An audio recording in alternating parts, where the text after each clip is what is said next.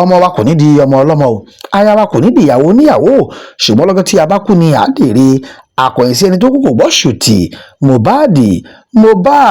Mohbad ló kú o.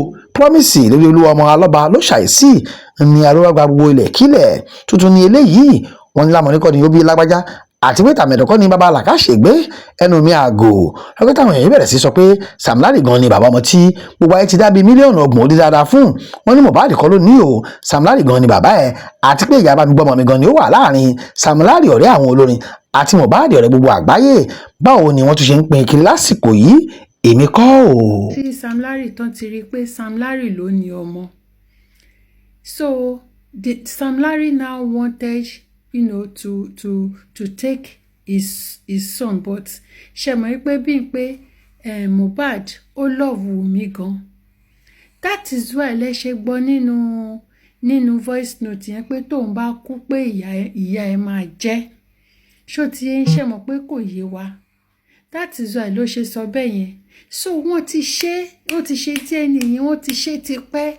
Àwọn ò mọ̀ ọmọ yóò dà pé ṣé jù nǹkan náà bí ní àbí April àbí 5 months ago ṣá náà ti ṣe DNA ọmọ yìí, because wọ́n ní pé Wùmí yẹn pé inú Malian house yẹn ló náà gbé pé wọ́n máa bá sùn ṣeré ni, wọ́n náà máa ń bá girl yìí wọ́n máa bá sùn ṣeré ni.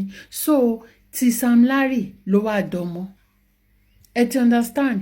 Wọ́n ti confirm, in fact ṣe rí gbogbo copy investigation tí Kemi Talks tó ṣe yẹn gbogbo wọn ti send ẹ̀ sí ọlọ́pàá. Ṣe ti understand? Kò ń ṣe bí náà ti ṣe DNA, wọ́n ti ṣe DNA yẹn láti Dubai. Ẹ ti get? So gbogbo bá ṣe ń pariwo yẹn wọ́n kàn fi wá ṣe yẹ̀yẹ́ ni. Wọ́n mú wa ṣe, wọ́n fi wá ṣe yẹ̀yẹ́ ni because gbogbo wọn ti ní copy yẹn. So ìjà yẹn ló ní Sam Larry tó ń bá Mohbad tó ń bá jà, because wọ́n ní Mohbad ò fẹ́ gbọ́mọ yẹn sílẹ̀ pé because ó like Wùmí ó dẹ̀ like ọmọ yẹn, ó ti wà used mọ́ ọmọ yẹn, kò fẹ́ gbọ́mọ yẹn sílẹ̀. Meanwhile Sam Larry ó fẹ́ pé ó fẹ́ gba ọmọ yẹn. So they all kept it a secret, so they don't want to expose it. Ó ní Sam Larry tó ṣe dójúlé Mohbad tó ṣe ń lé kiri. According to bí Kemi Talks ṣe sọ ni mo ṣe sọ fún yín o, mi ò sí bẹ́ẹ̀ o, ẹnu Kemi Talks ni mo ti gbọ́. Kẹ́mi Olúnlọ́yọ̀ ẹnu ẹ̀ mo ti gbọ́, nǹkan tó sọ ni mo sọ jáde.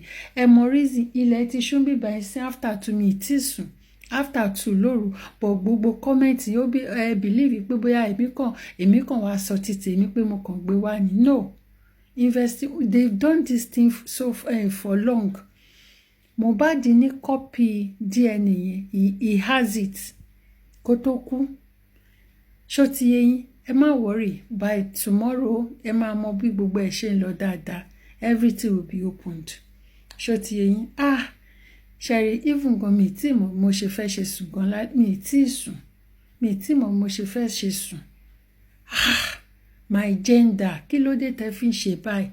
Kí ló dé táwọn obìnrin ṣe burú báyìí? Kí ló dé táwọn obìnrin ṣe burú báyìí? Ó wá gbé ọmọ bà fọ́ṣùn. Wùmí adójútì ni ọmọ ní Wùmí. Ẹ wo ẹ̀yin tèmi ó dàárọ̀.